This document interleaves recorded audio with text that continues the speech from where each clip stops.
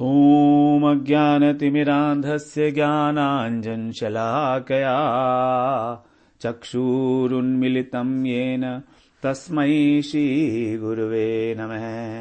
वाञ्छाकल्पतरुभ्यश्च कृपा सिन्धुभ्यैव च पतितानां पावनेभ्यो वैष्णवेभ्यो नमो नमः।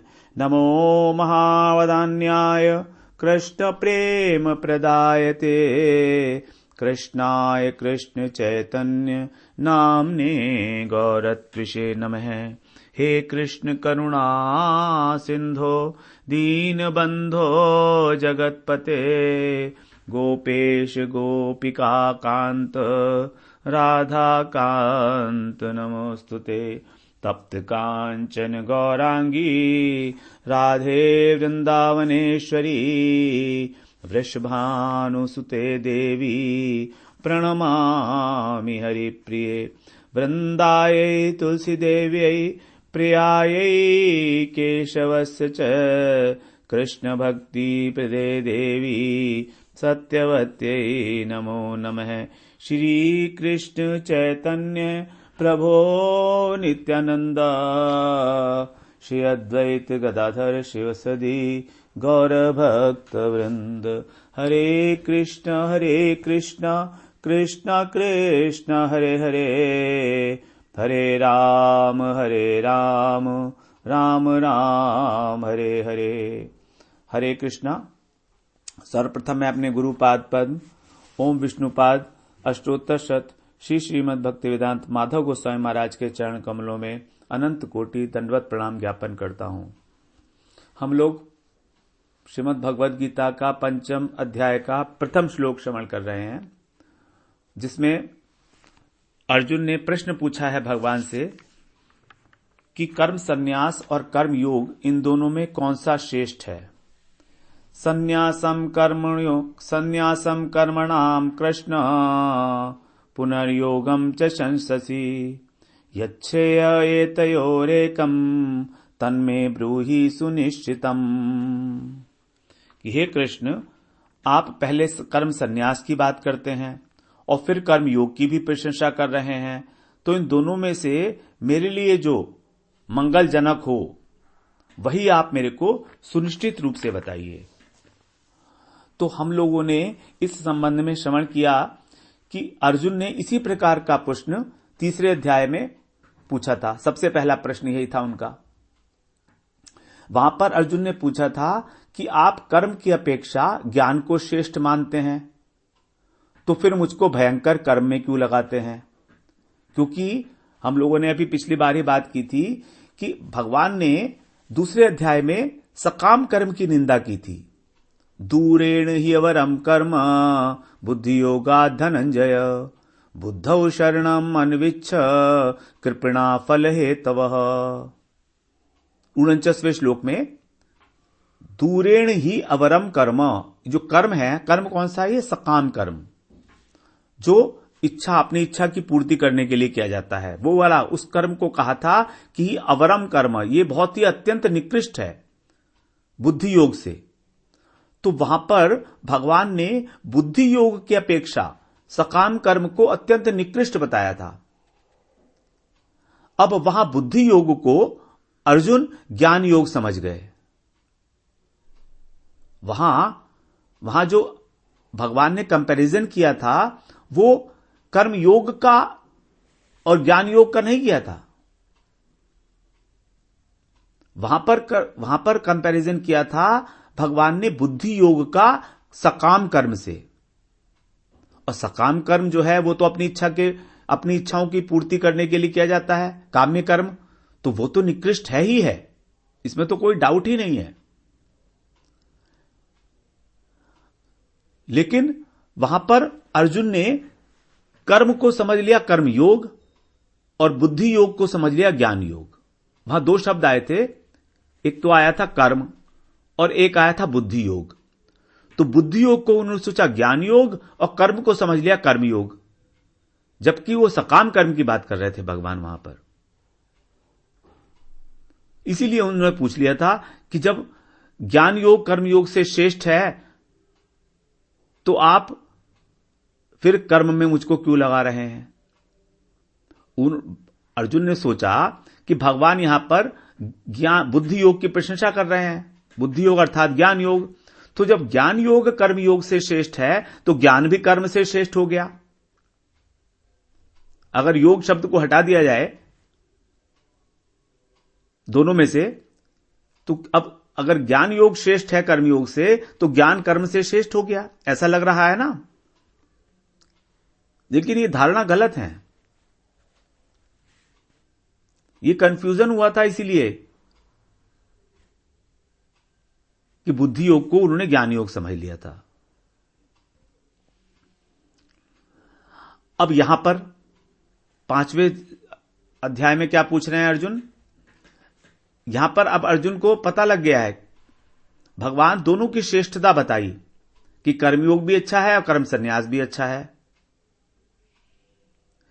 तो तीसरे अध्याय में अर्जुन की जो दृष्टि थी वो मोहग्रस्त थी, उनको मोह बहुत अधिक रूप से व्याप्त था और वो एक कर्म और ज्ञान के जो साधन हैं उनको अलग अलग नहीं समझ पा रहे थे।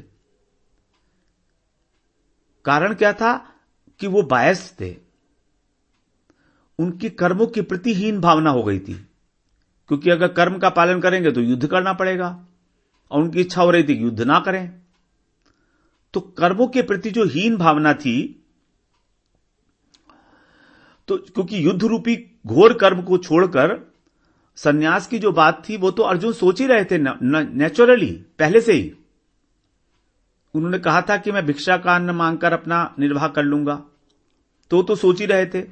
तो उन्हें लगा कि कदाचित भगवान उन्हीं की बात का पुष्टि कर रहे हैं।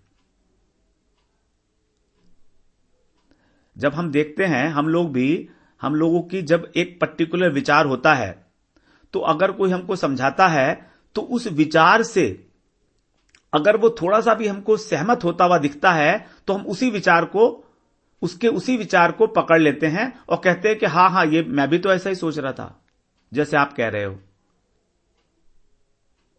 ये हम सबकी आदत होती है। तो अर्जुन ने भी उन भगवान के उन शब्दों को पकड़ लिया और उसने सोचा कि मेरी बात की पुष्टि कर रहे हैं भगवान कि हां ठीक है, मैं कर्म संन्यास ले लेता हूं। तो भगवान ने जैसे ही चौथे अध्याय के अंत में 42वें श्लोक में अर्जुन को आज्ञा दी कि तुम ज्ञान को प्राप्त करके कर्म योग का पालन करो। अब प्राप्त तो करना है ज्ञान को, लेकिन पालन करना है कर्म योग का, न कि ज्ञान योग का। थोड़ी सी सूक्ष्मता है इस बारे में। देखिए आप, प्राप्त करना है ज्ञान को और पालन करना है कर्म योग का। क्यों? क्योंकि यहां पर जिस ज्ञान की बात भगवान कर रहे हैं वो ज्ञान निर्विशेष ब्रह्म ज्ञान नहीं है, वो ज्ञान है तत्व ज्ञान। और इस तत्व ज्ञान की आवश्यकता हमेशा है, कर्म योग में भी है, भक्ति योग में भी है, ज्ञान योग में तो है ही है। तो ज्ञान क्योंकि अनेक प्रकार का है। ज्ञान का मतलब है तत्पदार्थ का ज्ञान, त्वम पदार्थ का ज्ञान और ब्रह्म जीव एक के ज्ञान। तो जो ब्रह्म जीव एक के ज्ञान है वही जो है निर्विशेष ब्रह्म ज्ञान उसको बोला जाता है, जहां पर यह मानते हैं कि जीव माया के वश में होकर, ब्रह्म माया के वश में होकर जीव बन गया है और वास्तव में एक ही है। ये जीव ही हमारी जो आत्मा है यही ब्रह्म में मिल जाएगी और अहम ब्रह्मस्मि हो जाएगा, मैं ही ब्रह्म हूं। तो ये वाला जो ज्ञान है इसको बोलते हैं कर्म संन्यास या ज्ञान योग या निर्विशेष ब्रह्म। लेकिन केवल ज्ञान जो है वो सब तत्व ज्ञान की बात की जा रही है। तभी तो भगवान ने कहा कि उस तत्व ज्ञान को तू जाकर तत्व ज्ञानी और तत्वदर्शी महापुरुष से प्राप्त कर। भगवान ने कहा ना, तत्विद्धि प्रणिपातेन परिप्रश्नेन सेवया उपदेक्षयन्ति ते ज्ञानम ज्ञानिनस् तत्वदर्शिनः। तत्वदर्शी कहा, तत्वदर्शी तो तत्व ज्ञान ही देंगे क्योंकि उन्होंने तत्व का दर्शन किया है, भगवान की अनुभूति है उनको। तो उसके तुरंत बाद चौथे अध्याय में 42वां श्लोक समाप्त होते ही अर्जुन ने यह प्रश्न पूछ लिया भगवान से भगवत गीता में दूसरा अध्याय, तीसरा अध्याय, चौथा अध्याय श्रवण करते करते अर्जुन की जो एक प्रकार की हठ धर्मिता थी, उनका जो आग्रह था युद्ध न करने का, वो भावना शिथिल तो हो ही रही थी धीरे धीरे। भगवान बार बार कह रहे हैं उनसे, युद्धस्व विगत ज्वरः, युद्ध कर, युद्ध कर, युद्ध के लिए खड़ा हो जा। यहां पर फिर चौथे अध्याय में भगवान ने हिला दिया उनको, योगम आत्तिष्ठ उत्तिष्ठ परंतप, चित्वा एनम संशयम योगम आत्तिष्ठ उत्तिष्ठ परंतप, 42वें श्लोक में, कि तू कर्म योग का आश्रय ले और ज्ञान के द्वारा, ज्ञान रूपी तलवार से अपने संशय का छेदन कर और कर्म योग का आश्रय लेकर खड़ा हो जा युद्ध करने के लिए। तो अब क्योंकि अर्जुन की जो आग्रह था वो शिथिल तो पड़ रहा था, कमजोर पड़ रहा था, क्योंकि वो आत्मनिरीक्षण कर रहे थे। अर्जुन भगवान की बातों को समझ रहे थे अपने लिए। वास्तव में हमको भी यही करना चाहिए। जब हम भगवत गीता का पाठ सुन रहे हैं, श्रवण कर रहे हैं, या कोई भी अध्ययन, किसी भी हरि कथा का हम श्रवण कर रहे हैं, तो हमको उस श्रवण के साथ साथ ही एक और काम करना चाहिए जो वास्तव में तो खुद होगा अगर हमारा हृदय शुद्ध है तो, लेकिन अगर नहीं है तो भी हमको जानबूझकर अपना आत्मनिरीक्षण करना चाहिए कि where do we stand with respect to this particular principle, this particular सिद्धांत। हमारी स्थिति क्या है? तो प्रतिक्षण हम आत्मनिरीक्षण करेंगे तो जो हमारी हठधर्मिता है, क्योंकि हम भी तो अपने मन से ही काम करते हैं ना, कि जो मेरा मन कहता है मैं वही काम करने की चेष्टा करता हूं, तो जो हमारा मनोधर्म के अनुसार चलने की प्रवृत्ति है ये भी कमजोर पड़ेगी। और मनोधर्म के हटने पर ही समर्पण का भाव जागृत होगा। अर्जुन के लिए भगवान ने पूरी गीता कही, तब उनके अंदर समर्पण का भाव आया है। पूरी भगवत गीता को श्रवण करके, आत्मसात करके, हृदयंगम करके, तब उन्होंने कहा कि आप जैसा कहेंगे वैसा ही मैं करूंगा, यथेच्छसि तथा कुरु, जैसा आपकी इच्छा है वही करूंगा। क्यों ऐसा कह पाए? क्योंकि वो जागृत, जब श्रवण कर रहे थे भगवान की बातों का, तो उनके मन में जो भी संशय था पूछ रहे थे, साथ साथ आत्मनिरीक्षण कर रहे थे। तो हमें भी भगवत गीता का जो हम श्रवण कर रहे हैं, इसका लाभ, परमार्थिक लाभ तभी होगा जब हम लोग अपना आत्मनिरीक्षण करते रहें साथ साथ।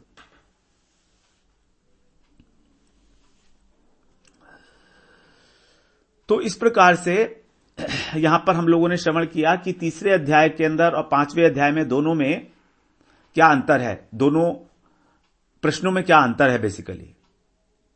तो दोनों अंतर यही स्पष्ट हुआ कि तीसरे अध्याय में उन्होंने कर्म और बुद्धि के बीच में, कर्म और ज्ञान के बीच में ज्ञान को श्रेष्ठ समझा था, जब भगवान ने बुद्धि योग की महिमा का गान किया था। तो जबकि बुद्धि योग का अर्थ होता है, मुख्य अर्थ है भक्ति योग, और गौण अर्थ था कर्म योग, भगवत अर्पित निष्काम कर्म। बुद्धि योग का गौण अर्थ हम लोगों ने श्रवण किया है, भगवत अर्पित निष्काम कर्म, और मुख्य अर्थ है भक्ति योग। ज्ञान योग का तो कोई दूर दूर तक रिलेशन ही नहीं है बुद्धि योग से।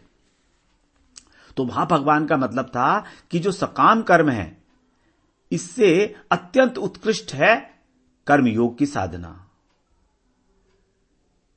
49वें श्लोक में दूसरे अध्याय के भगवान का यह तात्पर्य था, कर्म योग की साधना बहुत ऊपर के कोटि की है, क्योंकि वहां पर ही 47वें श्लोक में भगवान ने कर्मण्येवाधिकार रस्ते का उपदेश दिया था अर्जुन को। कर्मण्येवाधिकार रस्ते मां फलेषु कदाचन मां कर्म फल हेतुर्भुमा ते संगो अस्त्व कर्मणि। ये पूरी कर्मयोग की व्याख्या थी।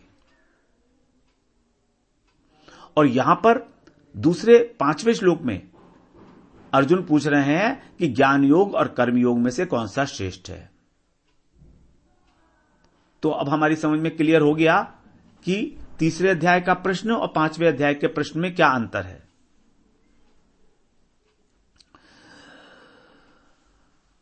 फिर इससे, इस प्रश्न से क्या होगा, यह रहस्य क्लियर होगा कि कर्म का संन्यास और कर्म का त्याग, इनमें अंतर क्या है। अभी आगे भगवान बताएंगे। क्योंकि अगर ये अंतर स्पष्ट नहीं हो तो भगवत गीता जो है वो कर्मों का त्याग करवाने वाला ग्रंथ मान लिया जाएगा। 5वें अध्याय की ये स्पेशलिटी है, क्योंकि कोई भी व्यक्ति इसको मिस इंटरप्रेट कर सकता है। जैसे अर्जुन ने समझा था वैसे ही हम भी कर सकते हैं।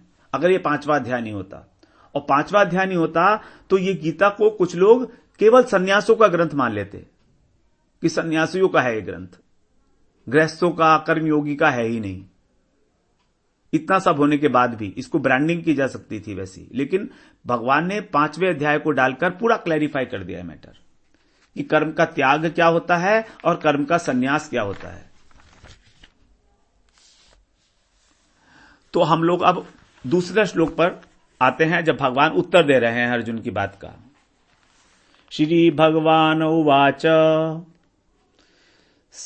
दूसरा श्लोक है, संन्यासः कर्म योगश्च निःश्रेयस करौ भौ तयोस्तु कर्म संन्यासात् कर्म योगो विशिष्यते। संन्यासः कर्म योगश्च निःश्रेयस करौ भौ तयोस्तु कर्म संन्यासात् कर्म योगो विशिष्यते। संन्यास है, संन्यास का मतलब है सांख्य योग, कर्म संन्यास, अर्थात कर्म संन्यास, सांख्य योग और ज्ञान योग एक ही बात है। तो कर्म संन्यास और कर्म योग दोनों ही निश्रेयस करौ भौ, उभौ माने दोनों ही, निश्रेयस करौ कल्याण करने वाले हैं, निश्रेयस निश्चेष रूप से, अर्थात अतिशय रूप से। ये कर्म योग और कर्म संन्यास दोनों ही कल्याण करने वाले हैं। अब भगवान ने देखिए दोनों चीजें मिला दी, ये नहीं कहा कि कौन सा अच्छा है इनमें से। और क्यों कह रहे हैं फिर भी, तयोस्तु फिर भी, उन दोनों में भी, तू माने परंतु, तयो माने उन दोनों में भी, कर्म संन्यास से कर्म संन्यासात कर्म योगो विशिष्यते, कर्म संन्यास से कर्म योग ही श्रेष्ठ है, विशिष्ट है। श्रेष्ठ नहीं कहा भगवान ने, विशिष्ट कहा।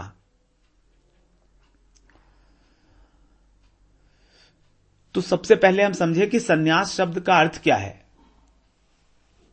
संन्यास शब्द का अर्थ होता है सम्यक रूपेण न्यास, सम्यक रूपेण न्यास करना। और न्यास शब्द के कई अर्थ होते हैं। न्यास का मतलब होता है रख देना, अर्पण करना, त्याग करना।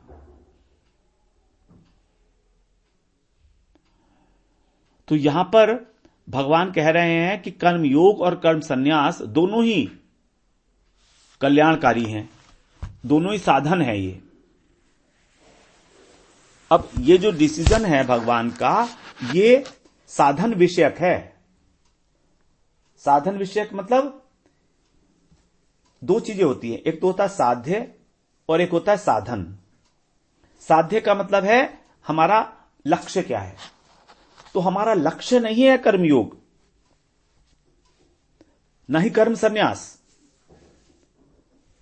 ये दोनों साधन है। तो यहां पर ये जो श्लोक है, ये जो चर्चा चल रही है, वो साधन विषयक चर्चा चल रही है, ना कि साध्य विषयक। साध्य अलग है, और जो साधक है उसी के लिए साधन की आवश्यकता है। अब इसलिए प्रश्न हमारा ये नहीं है कि कर्म संन्यास साध्य है या कर्म योग साध्य है, नहीं, इन दोनों में से कोई भी साध्य नहीं है, ये दोनों ही साधन है।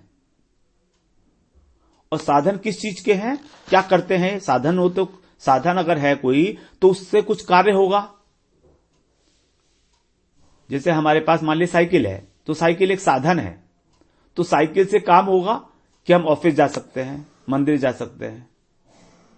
तो इससे क्या काम क्या होगा इन दोनों साधनों से, वो आगे बता रहे हैं। निश्रेयस करऊ, निश्रेयस, निश्रेयस का मतलब कल्याण, निश्रेष रूपेण।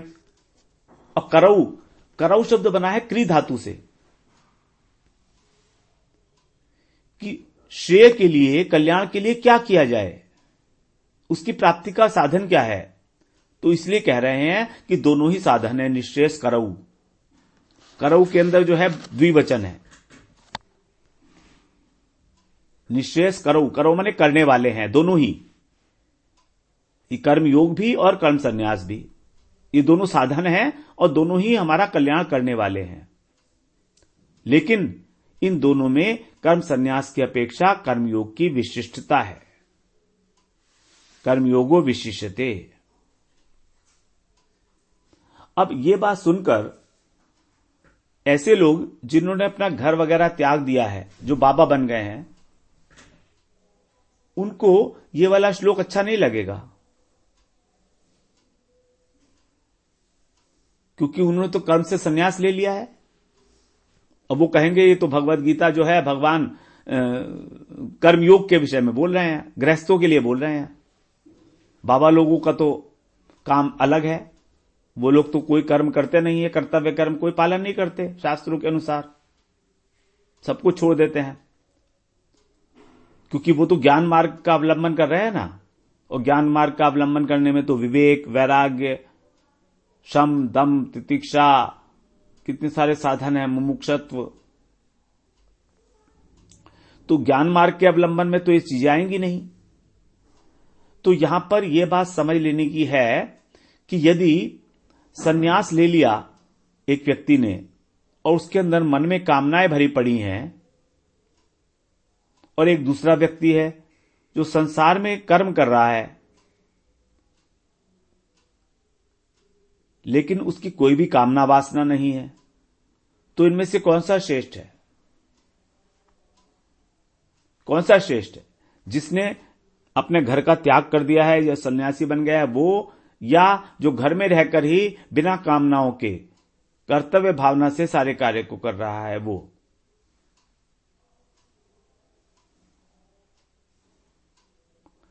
तो निश्चय रूप से ही जो कामना रहित है वही श्रेष्ठ है,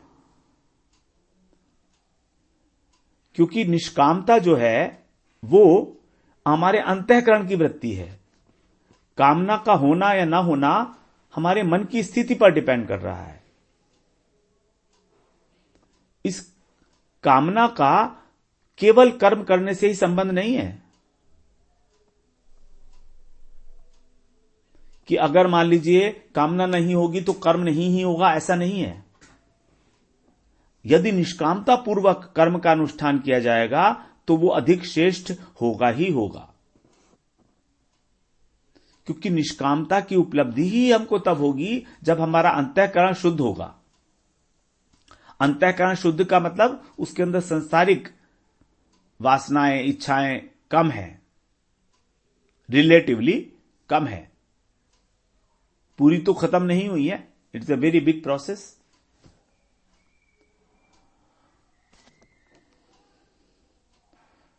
और दूसरा, जब हम कर्मयोग का पालन करते हैं, कर्मयोग के पालन में क्या चीज आई थी?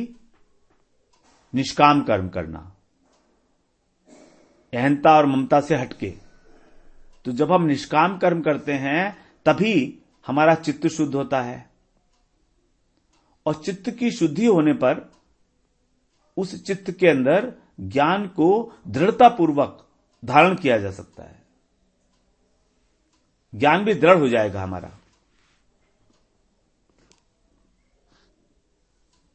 लेकिन अगर कब सन्यासी है, केवल सन्यासी है और उसके मन में अगर कोई विकार आ जाए या संसार के भोग की इच्छा आ जाए, सन्यास लेने के बाद, सन्यास ले लिया उसने और फिर दोबारा से भोग की इच्छा आ गई, तो क्या होगा? तो उसका पतन होगा ही होगा, संभावना है ही।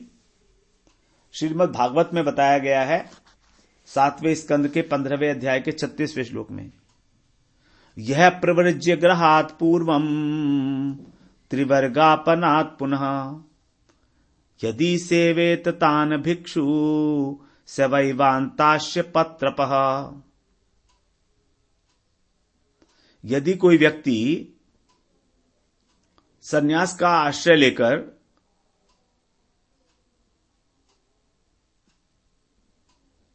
गृहस्थाश्रम को में प्रवेश करता है। यदि कोई व्यक्ति, कोई साधक सन्यास का आश्रय ले लिया, उस परित्याग कर दिया, आश्रय नहीं है, सन्यास को परित्याग कर दिया, सन्यास आश्रम का परित्याग करके फिर दोबारा से अगर गृहस्थ में प्रवेश करता है तो उसको क्या बोलते हैं? वांताशी। वांताशी कहा गया है। वांताशी उसको बोलते हैं जो वमन भोजी होता है, अपना जो अपनी ही उल्टी करके उसको खा लेता है, उसको बोलते हैं वमन भोजी, निर्लज्ज।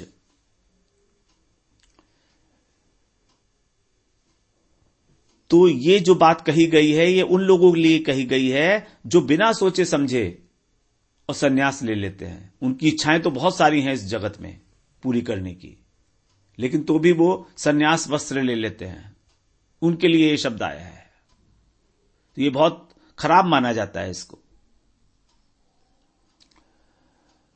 और श्रीमद् भागवत में यह भी कहा गया है कि जो दुराचारी ज्ञानी है, दुराचारी ज्ञानी, अगर ज्ञानी व्यक्ति है और दुराचारी है तो उसका निंदा की गई है। लेकिन भगवत गीता में भक्त अगर सुदुराचारी भी है तो भी निंदनीय नहीं है।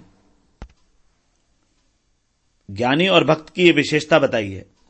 ज्ञानी अगर दुराचारी है तो निंदनीय है, और भक्त अगर सुदुराचारी है, मतलब बहुत अधिक दुराचारी है उससे, तो भी निंदनीय नहीं है। बल्कि भगवान कह रहे हैं कि वो साधु मानने योग्य ही है, उसको साधु ही मानो। 9वें अध्याय में भगवान ने ये बात कही है। भगवान बता रहे हैं 9वें अध्याय में, अपि चेत सुदुराचारो भजते माम अनन्य भाग साधुरेव समन्तव्यः सम्यक व्यवसितो हि सः। अपि चेत सुदुराचारो, अगर कोई अतिशय दुराचारी है, सुदुराचारी, वो भी मेरा अगर भजन करता है अनन्य भाव से, तो वो भी साधु मान्य है, साधु मानने योग्य ही है, क्योंकि उसने सम्यक व्यवस्थितो ही सह, उसने सम्यक रूप से यह निर्णय कर लिया है कि वो सब कुछ छोड़कर केवल मात्र मेरा ही भजन करेगा।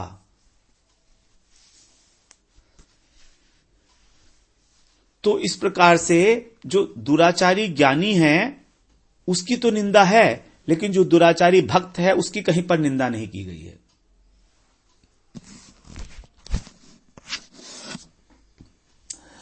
अब यहां पर एक चीज और है, दो चीजें होती हैं, एक तो होता है कर्म योग और एक होता है कर्म कांड। तो इनका भी हमको अंतर समझ लेना चाहिए। कर्म कांड का मतलब कर्म, सकाम कर्म, जो अपनी इच्छा की पूर्ति के लिए कर्म किए जाते हैं। यद्यपि ये कर्म सब वेदों के अनुसार ही हैं, वेद विहित है, ये कर्म भी वेद विहित है, वेदों के अंदर इनका प्रावधान है, लेकिन ये सिर्फ इच्छा की पूर्ति कराने के लिए किए जाते हैं। तो इन दोनों का जो अंतर है, हम भी इसको अंतर को समझेंगे अगली बार कि इनका अंतर क्या है। वांछा कल्पतरुभ्यश्च कृपा सिंधुभ्यैव च पतितानां पावनेभ्यो वैष्णवेभ्यो नमो नमः।